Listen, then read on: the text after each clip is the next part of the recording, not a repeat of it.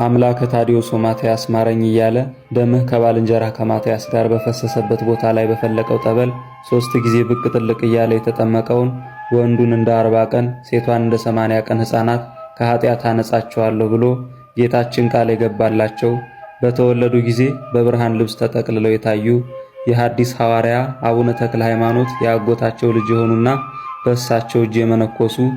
በአረማውያን ሀገር ወንጌልን ሲሰብኩ የታሰሩትን አባ ኖሪዎስን በነፋስ ሰረገላ ተጭነው ሄደው ያስፈቱና ሕዝቡን በማሳመን የረዷቸው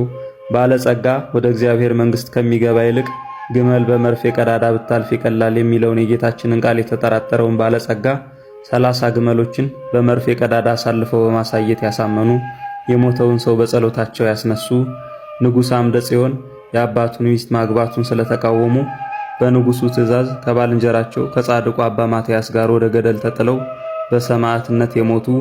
ገድላቸውና ተአምራታቸው ተነግሮ የማያልቅ